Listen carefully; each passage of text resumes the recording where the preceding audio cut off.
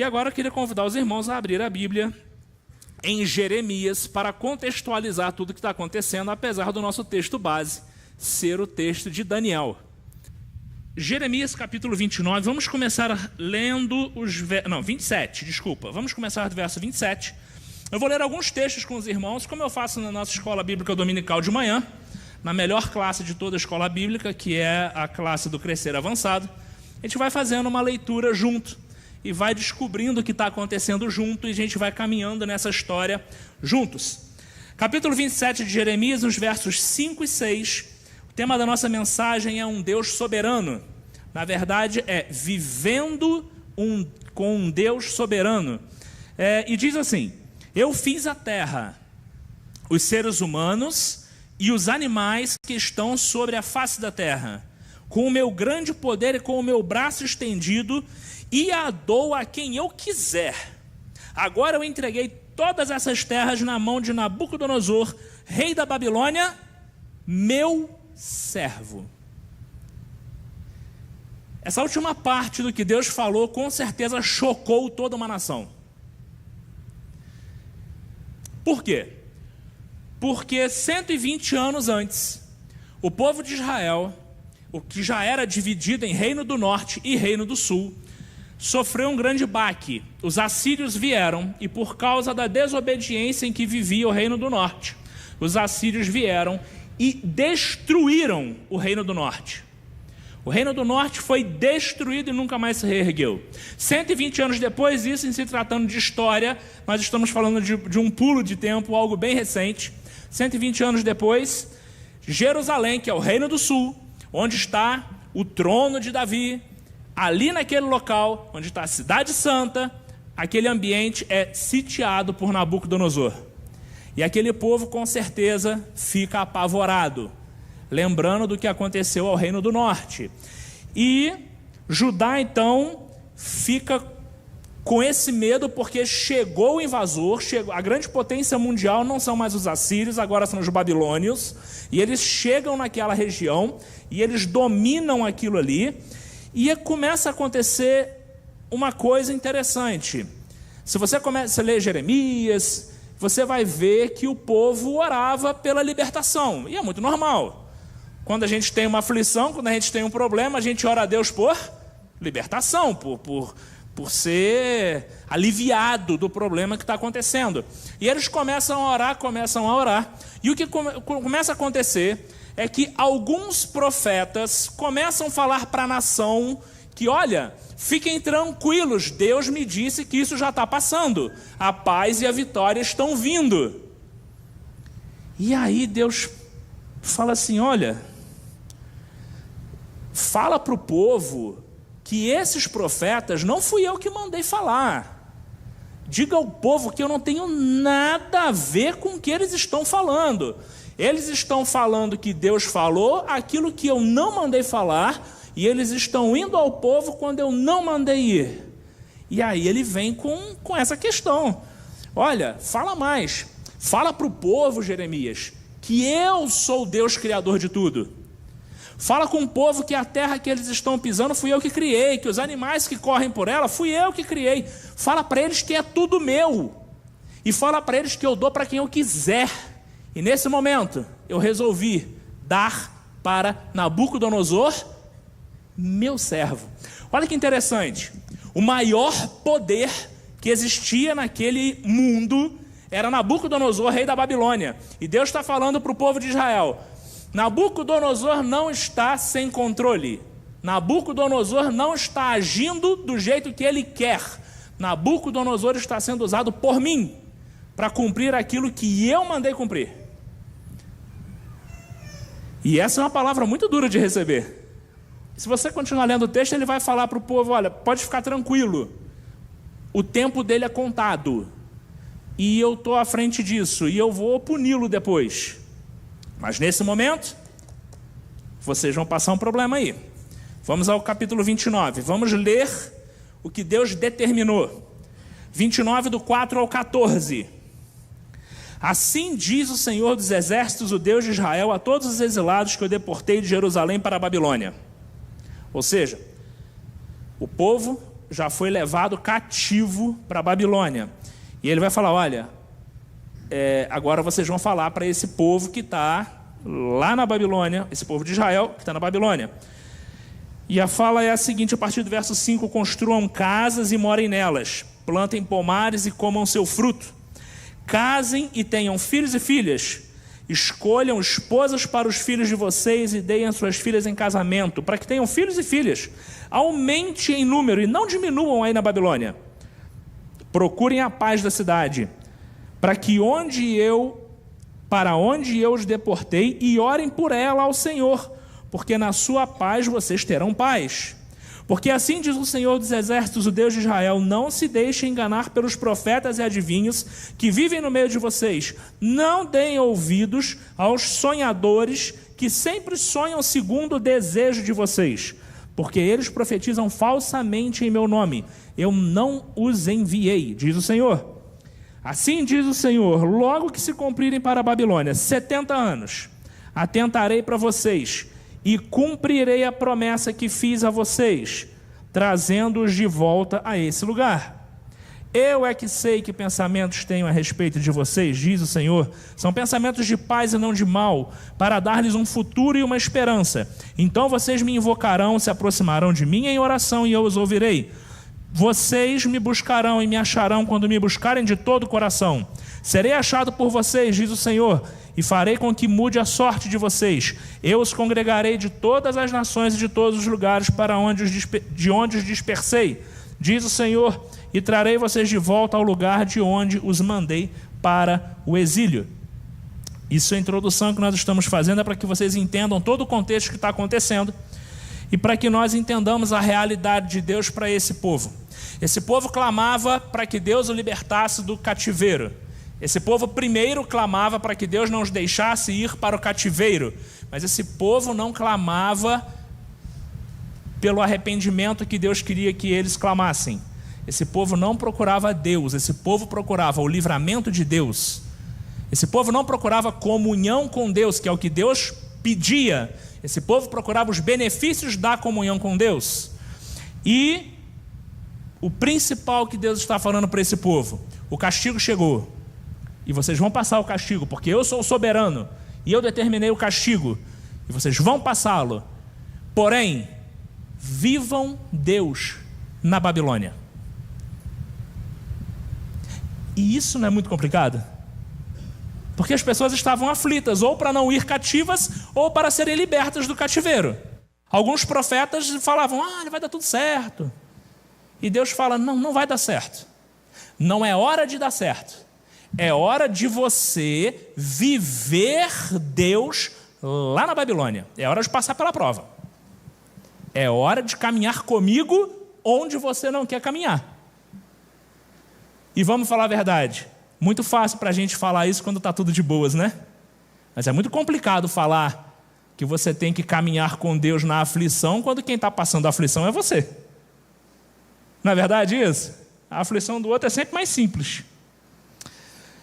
Nesse contexto, eu quero explorar a vida daqueles que compreenderam a vontade do soberano Deus e viveram a sua soberania, vivendo a comunhão com Deus na Babilônia. Vai comigo até o livro de Daniel. E é aqui que nós vamos nos debruçar por um tempo maior.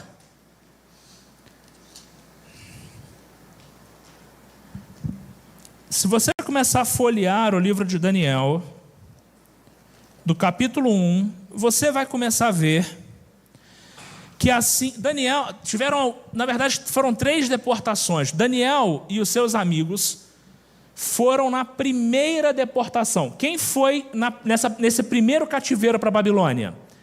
Os top, entendeu? O que a Babilônia fazia? Ela dominava um povo, ela ia lá e via quem servia para ela.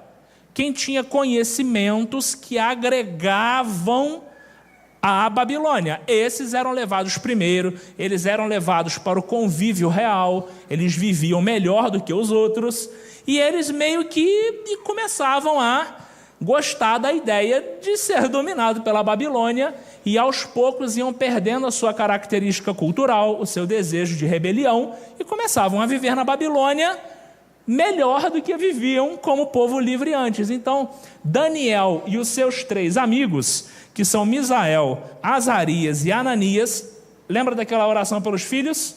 Se você vai ter, tem aqui bons nomes, tá? Não é boa? Ananias, Misael e Azarias. Se você estiver planejando 3, ficam aí 3 nomes de menino muito bons. E aí, Daniel com os seus 3 amigos, eles vão nessa primeira deportação, e eles vão para viver mais perto do palácio, eles vão para ser esses aproveitados pelo rei. O que acontece é que quando eles estão lá presos, eles são levados às coisas boas da Babilônia. Então, a primeira coisa que eles fazem é servi-los o alimento que o próprio rei comia. Aquilo que era servido no palácio era servido a eles. E Daniel e seus amigos, eles têm uma primeira atitude muito interessante, que é de não se misturar. Eles não querem se misturar com a Babilônia. Por quê? O fato deles estarem na Babilônia não faz deles babilônios. Você entende isso? Eles eram povo judeu, povo escolhido de Deus, servos de Deus na Babilônia. Então, as coisas da Babilônia não eram para eles.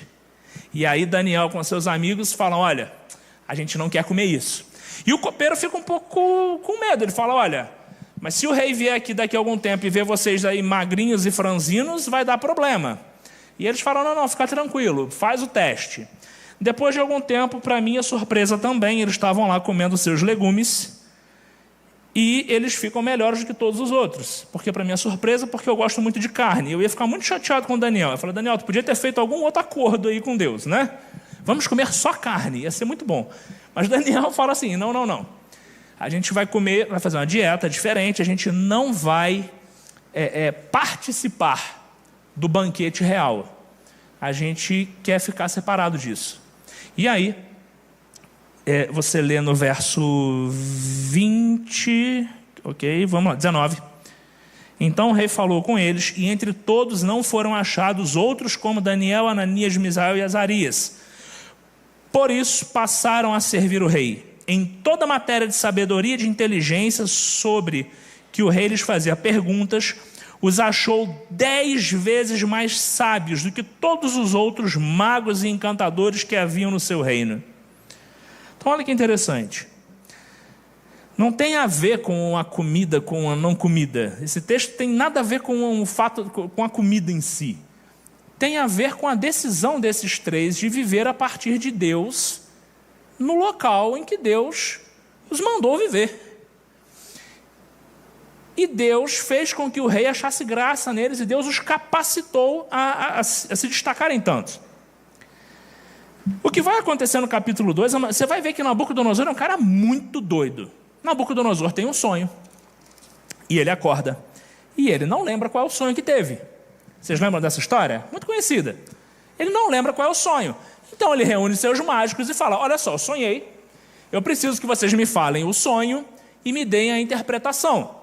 E aí os mágicos falam assim, olha, o Nabucodonosor, tudo bem, a gente pode interpretar o sonho, mas conta o sonho. Nabucodonosor, não, aí é fácil.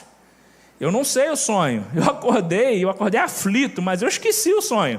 Eu preciso que vocês me falem o sonho e a interpretação. E aí tem um versículo muito, muito interessante, quer ver? Daniel 2, verso 10. Os caldeus responderam na presença do rei, não há nenhum mortal sobre a face da terra que possa fazer o que o rei exige. Nunca houve um rei, por maior e mais poderoso que fosse, que tenha exigido semelhante coisa de um mago encantador caldeu. E aí sabe o que aconteceu? O rei falou assim, tudo bem, vocês que sabem. Se não resolver, eu mando matar todo mago. Todos esses aí que estão dando conselhos, manda matar todo mundo. E aí, Daniel vai entrar nesse negócio. Quer ver? Vamos lá no verso 31. Daniel vai falar, calma, ninguém vai morrer. Daniel vai orar, Deus vai dar revelação a Daniel do sonho. A partir do verso 31. O Senhor, ó rei, estava olhando e viu uma grande estátua. Daniel está explicando para ele qual é o sonho que ele teve. Essa estátua era imensa e de extraordinário esplendor. Estava em pé, bem na sua frente, e a aparência dela era terrível. A cabeça era de ouro puro, o peito e braços eram de prata, o ventre e quadris eram de bronze, as pernas de ferro, os pés e parte de ferro e em parte de barro.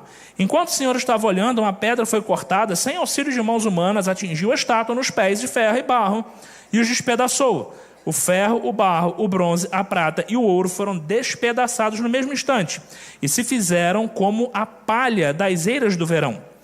O vento os levou e deles não se viu mais nenhum vestígio, mas a pedra que atingiu a estátua se tornou uma grande montanha que encheu toda a terra.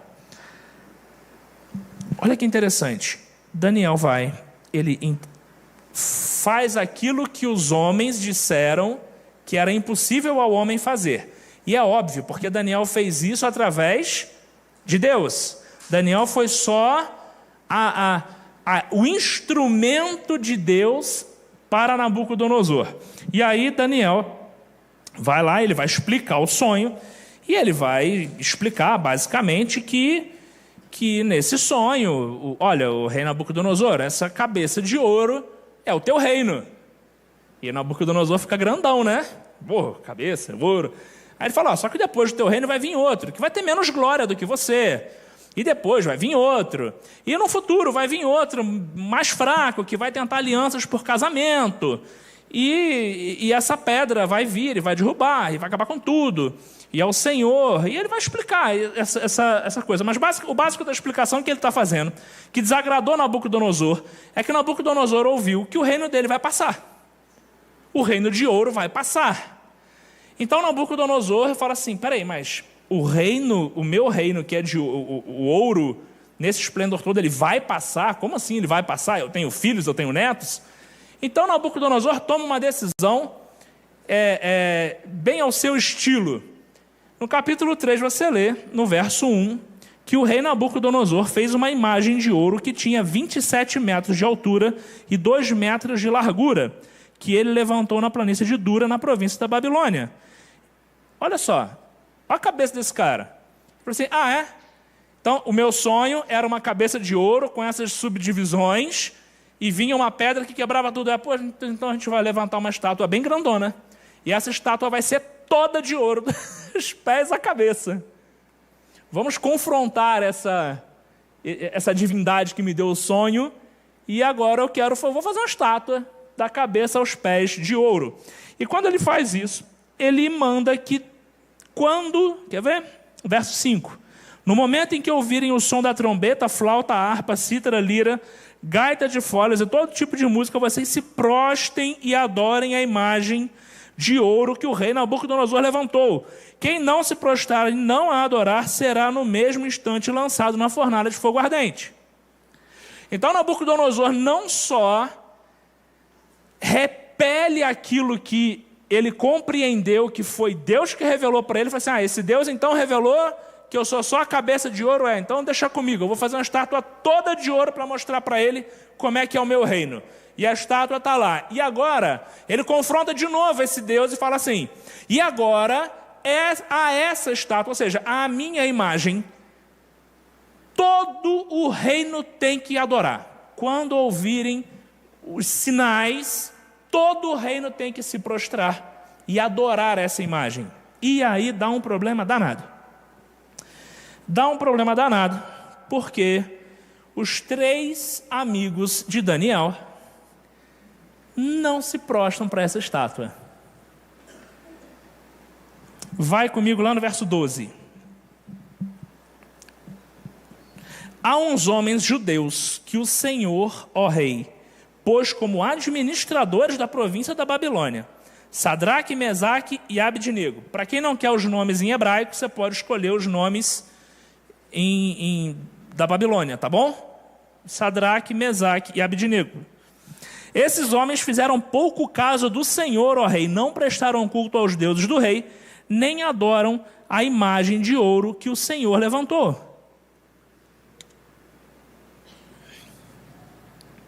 Olha que interessante.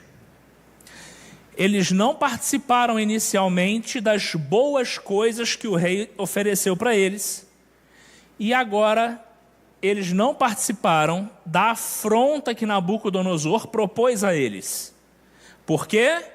Porque apesar de estarem na Babilônia, eles eram servos de Deus na Babilônia. Entende como é diferente? E aí essa história começa. Nabucodonosor fica muito bravo.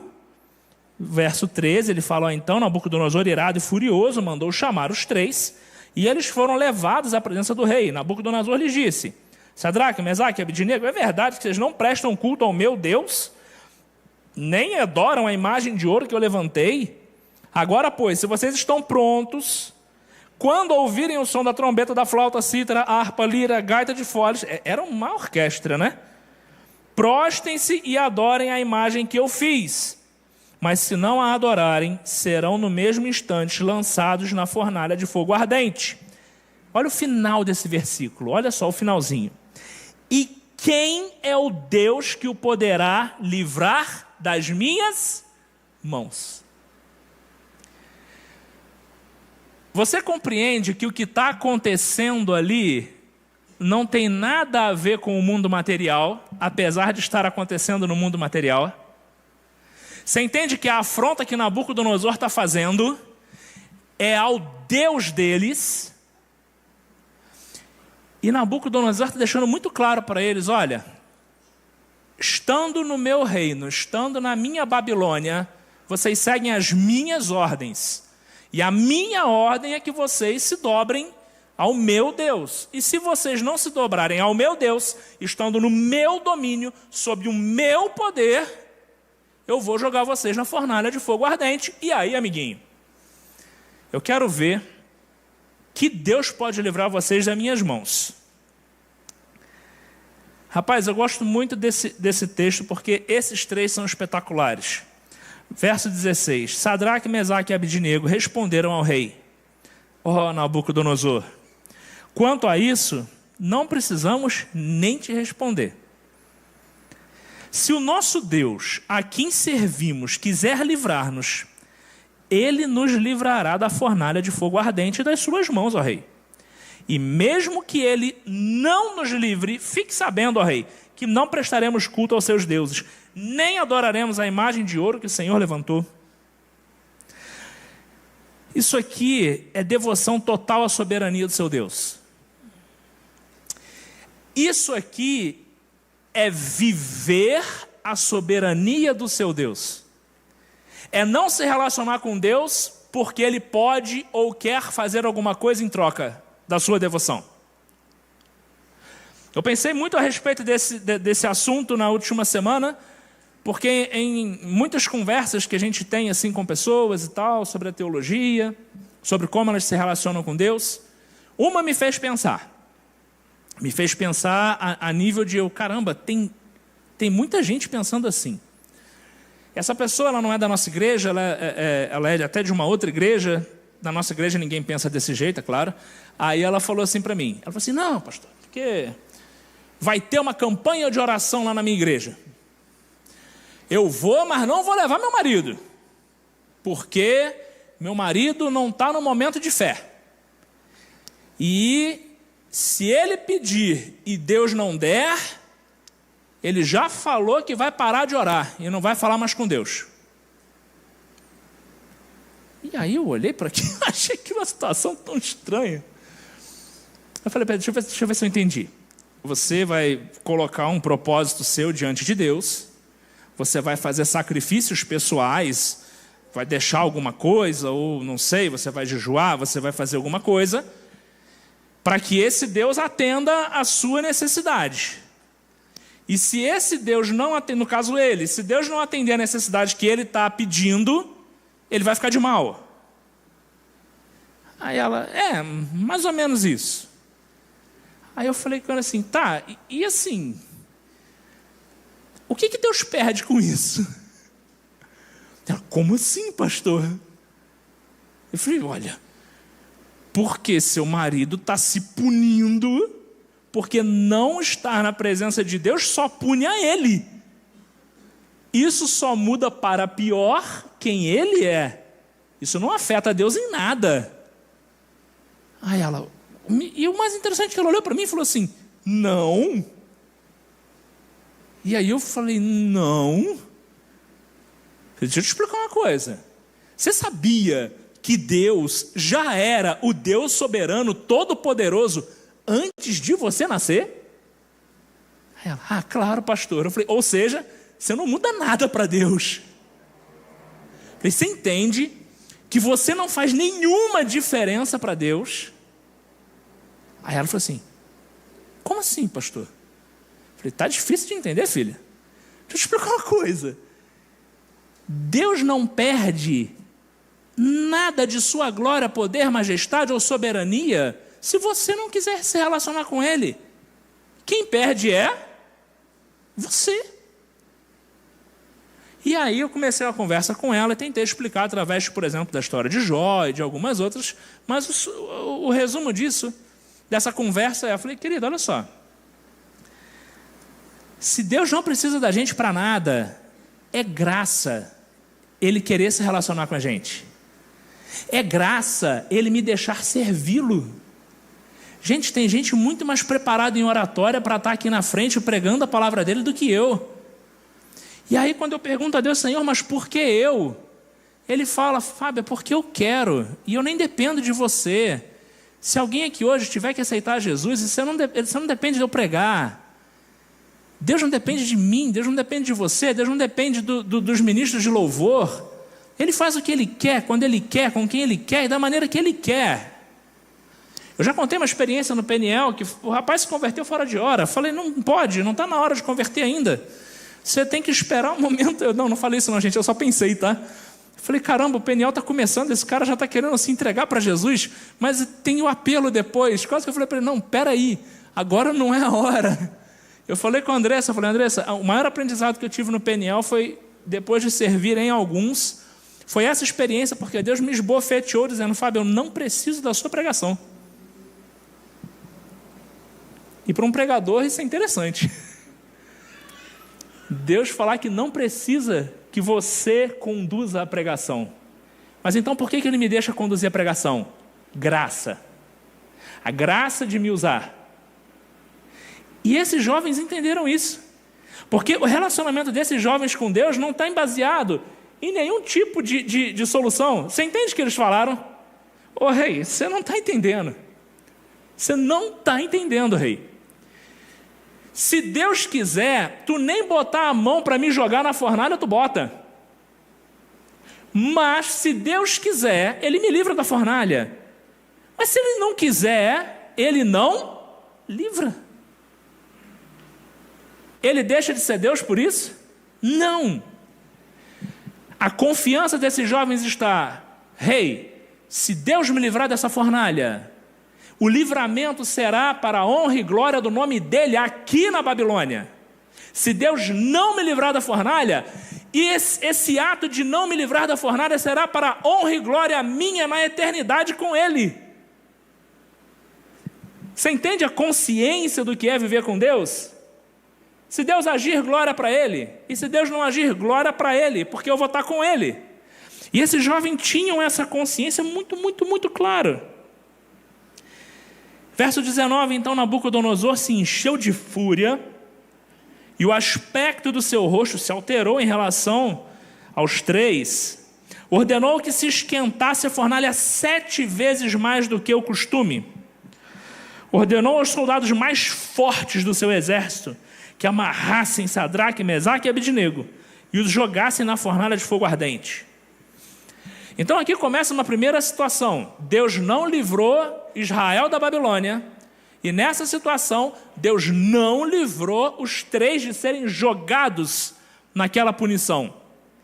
Você entende como o pensamento de qualquer um que estivesse vendo aquela situação podia achar que estão sendo derrotados? Caramba, as coisas não estão dando certo. Caramba, as coisas estão caminhando para o pior. O Nabucodonosor é quem tem o poder, porque está vencendo. A impressão que dá para quem estivesse vendo parece que é essa. Porque, ainda sendo chamado de servo de Deus, ele executou o mal contra os servos de Deus. Verso 21, vamos continuar a leitura, diz assim: então, esses homens foram amarrados com os seus mantos, túnicas, chapéus e as suas outras roupas e foram jogados na fornalha de fogo ardente. Mas porque o rei exigiu urgência, a fornalha ainda estava superaquecida, as chamas mataram os soldados que jogaram os homens dentro da fornalha, e os 3 homens, Sadraque, Mesaque e Abednego, caíram amarrados dentro da fornalha de fogo ardente. Olha que interessante agora o verso 24 e 25.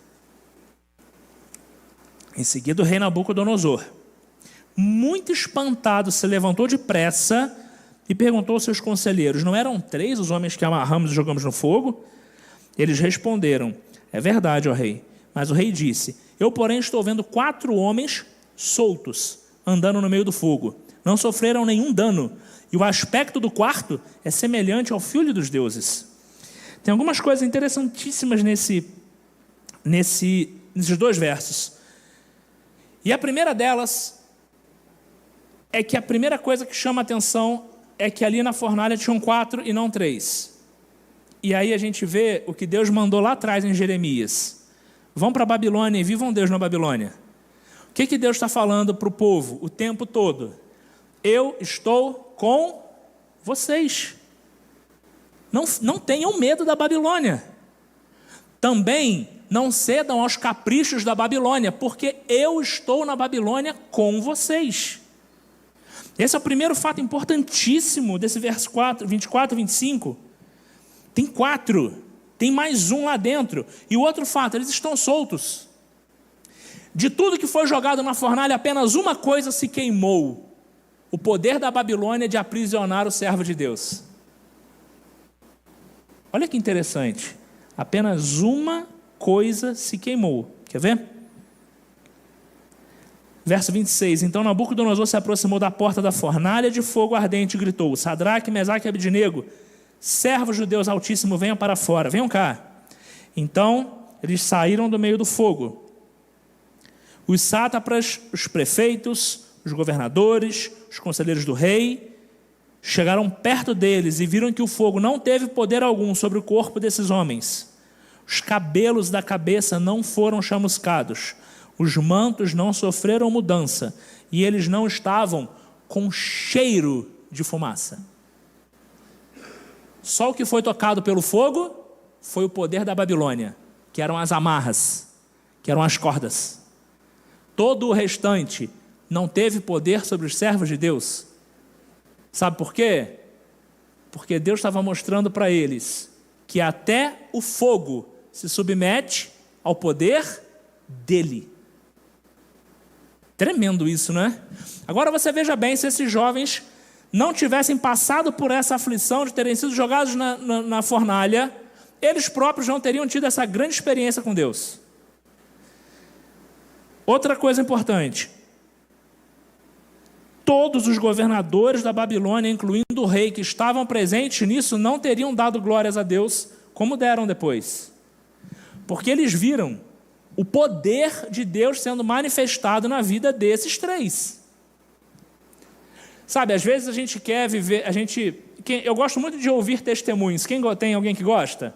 Você vê Deus fazendo o sobrenatural acontecer, e você, caramba, olha, meu Deus, que coisa incrível.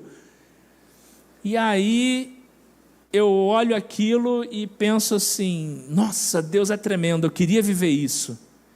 E aí quando eu penso assim, eu queria viver isso, eu já me dá um frio na espinha, eu falo assim: Senhor, eu acho que eu não queria viver isso não. Porque para chegar na grande bênção de Deus, tem um problemão antes para ser resolvido e sofrido. Gente, a verdade é que a gente quer a experiência de ser protegido do fogo, mas a gente não quer ser jogado na fornalha. E isso é um paradoxo que a gente tem que resolver. Quando a gente vai viver a vida com Deus, compreendendo a soberania desse Deus, a gente tem que entender que a nossa vida não é mais nossa. A nossa vida é dele, para servi-lo. Esses 3, gente, vocês acham que esses 3 não estavam aflitos naquele momento? Claro que estavam, são seres humanos. Mas esses 3 entenderam que a vida deles tem um propósito de serviço. E que se nesse propósito de serviço, o momento de encerrar fosse aquele, o importante para eles não era sair da fornalha ou não sair da fornalha, o importante para eles era chegar na glória e poder falar, virar para Deus e falar: eu fiz o que o Senhor pediu. O propósito do cristão é obedecer. Nós não viemos para nenhuma outra coisa que passou pela tua cabeça agora, que não seja obedecer. E se Deus quiser livrar, Ele livra. Mas e se Deus não quiser livrar? Ele não livra. E quem somos nós para chegar para Deus e questionar Deus? Ô Senhor, se tu não me livrar, eu fico de mal contigo. Não acho que faça muito sentido. Verso 28, Nabucodonosor disse: bendito seja o Deus de Sadraque, Mesaque e Abidnego, que enviou o seu anjo e livrou os seus servos, que confiaram nele, pois não quiseram cumprir a palavra do rei, preferindo entregar o seu corpo a servir e adorar um Deus que não era o Deus deles.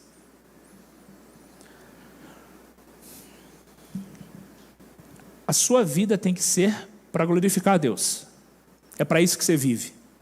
Se um dia você levantou a mão e falou para Jesus que você quer viver com Ele, a sua vida para você acabou. A sua vida agora é para que outros glorifiquem a Deus através da sua vida.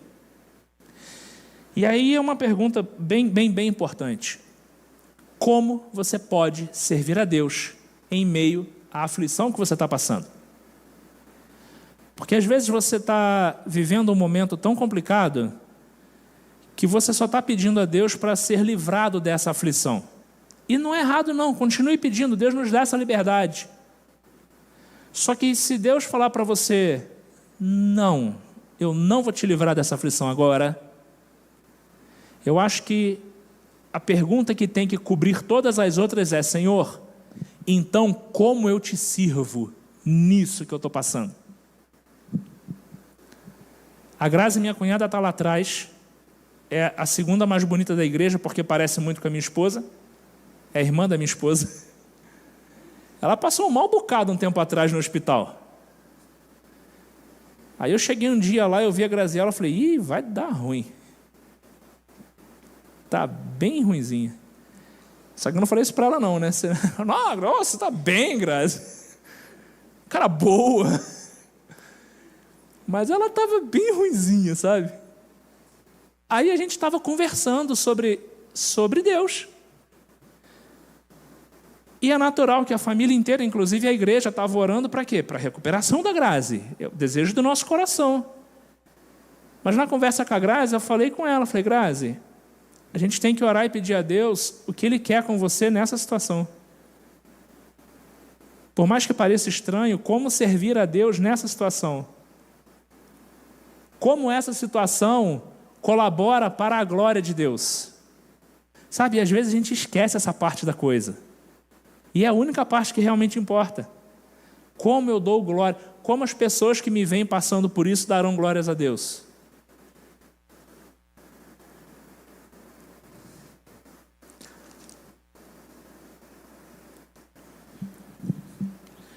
O que é importante a gente olhar para essa história é saber que quando Deus quer, Ele livra. E Ele livra quando Ele quer. Talvez essa seja a sentença mais simples de entender e mais difícil de viver. Porque talvez esses 3 estivessem orando pelo livramento de Deus quando viram Nabucodonosor se aproximar ainda. Mas o que Deus fez na vida dele, o que eles viveram e a experiência que eles tiveram, só veio depois deles passarem muita coisa que eles não queriam passar, mas que Deus passou com eles. Sabe, nós temos que nos manter servos. E isso não é tão simples assim. Porque é muito mais fácil a gente lidar com Deus como um gênio da lâmpada, pedindo e Ele obedecendo. E se Ele não obedece, é o ponto de castigo. Não sei se é tão eficaz, tão eficiente, mas É o que muitas igrejas têm colocado aí para os seus membros com campanhas. Eu não tenho problema nenhum com isso, mas eu não quero que você entenda mal também. O que eu estou dizendo é que a vivência com Deus não pode ser um jogo de interesses, não pode ser um troca-troca, nesse sentido de, olha, Senhor, eu faço se tu fizer, se tu não fizer, eu não faço. Não me parece que faz sentido. Eu queria concluir com vocês com uma historinha que está lá no Novo Testamento. Eu queria mostrar para vocês a história de Paulo e Silas. Eu não vou nem abrir os textos, você pode abrir em casa, como conclusão mesmo. O apóstolo Paulo é um dos caras mais extraordinários da Bíblia. Não sei se você gosta, a gente tem estudado no Crescer, na melhor classe, claro, que é a terceira classe do Crescer. Se você ainda não conhece, domingo, 9 horas da manhã. A gente tem estudado as cartas de Paulo, tem estudado a vida do apóstolo Paulo. Um cara que chegou ao ponto de dizer para as pessoas assim, gente, olha só, na dúvida de como seguir a Cristo, me copiem. Entendeu? Quem é o cara? Nesse sentido, está na dúvida de como seguir a Cristo, de como ser igual a Cristo, me copia. Me copiando, você vai ficar mais parecido com Cristo. A gente vê em Atos, no capítulo 16, não precisa abrir, Paulo e Silas presos. E eles à noite faziam o que na prisão? Louvavam a Deus e oravam. E o que aconteceu? Foram soltos. De forma miraculosa. Por que foram soltos? Porque Deus quis salvar naquele momento. E sabe por que isso é importante entender? Porque se você avançar lá no ano 67 depois de Cristo, Nero começa uma grande perseguição contra os cristãos. E você sabe quem vai ser preso e morto na prisão? O mesmo apóstolo Paulo. Você fala, ué, mas será que dessa segunda vez ele não orou? Eu tenho certeza que ele orou. Eu tenho certeza que ele pregou, porque ele disse que pregou. Ele falou, olha, se a alta corte de Roma conhece a salvação, é porque eu estive lá preso. Ele pregou, ele orou, e Deus não o salvou. Vai comigo em 2 Timóteo.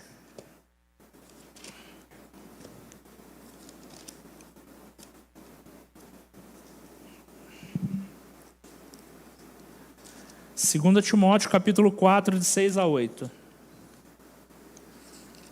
Esse é o fim do apóstolo Paulo. Quanto a mim, já estou oferecido por libação e o tempo da minha partida chegou. Combati o bom combate, completei a carreira e guardei a fé. Desde agora me está guardada a coroa da justiça que o Senhor, o reto juiz, me dará naquele dia.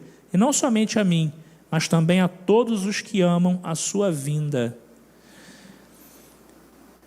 Se você continuar lendo, no início do verso 11, você vai ler, somente Lucas está comigo. O grande homem de Deus, o apóstolo Paulo, chegou no fim da vida preso e abandonado.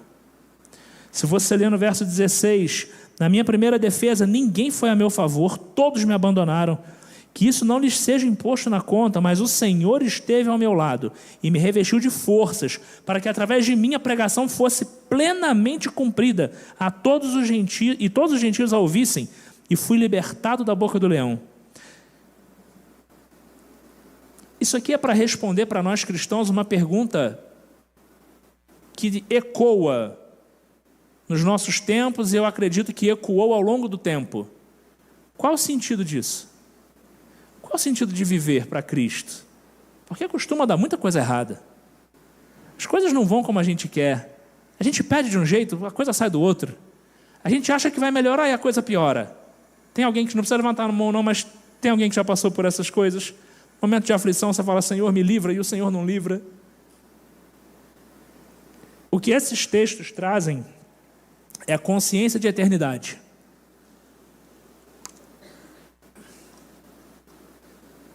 Que nós tenhamos a consciência que o apóstolo Paulo expôs nesse último verso 8 que lemos, me está guardada a coroa da justiça, que o Senhor, o reto juiz, me dará naquele dia, e não somente a mim, mas também a todos os que amam a sua vinda. Que nessa noite Deus desperte em nós o real desejo de viver para a eternidade com Deus. Que Deus clareie nossa mente na compreensão que a nossa vida terrena só tem uma finalidade: obedecer a Deus, e que através da nossa vida o nome dele seja engrandecido. Que cada vitória que acontece na nossa vida, a honra e a glória seja dada a Deus. Ah, Fábio, mas e as minhas recompensas? Fica tranquilo, suas recompensas estão guardadas para a eternidade. Acredito que vivendo assim, muitas das questões vão ser resolvidas. Fábio, mas Deus está me abençoando e está me dando as coisas. Amém. Entregue tudo como honra e glória dele. Fábio, não, no meu caso não é esse não. O meu caso é que as aflições não estão passando, os problemas estão complicados. Comece a perguntar para ele como honrá-lo e glorificá-lo nesse local que está passando. Amém? Vamos orar por isso? Você pode curvar sua cabeça e fechar seu olho? Pai de amor, muito obrigado.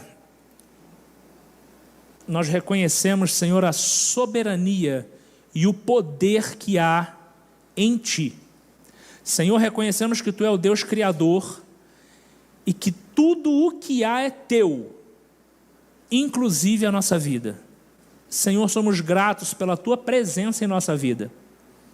Senhor, muitos irmãos aqui podem estar passando por problemas complicados.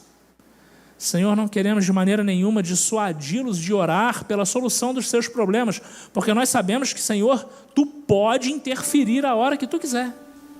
Nós sabemos, Senhor, que Tu tem poder sobre o desemprego, Tu tem poder sobre a família quebrada, Tu tem poder sobre o problema de saúde. Nós sabemos que Tu tem todo o poder, Senhor. Mas o que nós estamos Te pedindo essa noite é para nos ensinar a viver a vida que Tu quer que nós vivamos. Senhor, queremos aprender a entregar honra e glória ao Teu nome nos momentos difíceis. Seja conosco, ó Pai, abre os nossos olhos e nosso entendimento para que possamos Te servir da forma que Tu quer ser servido. Obrigado por tudo que o Senhor tem feito em nosso meio. Em nome de Jesus. Amém.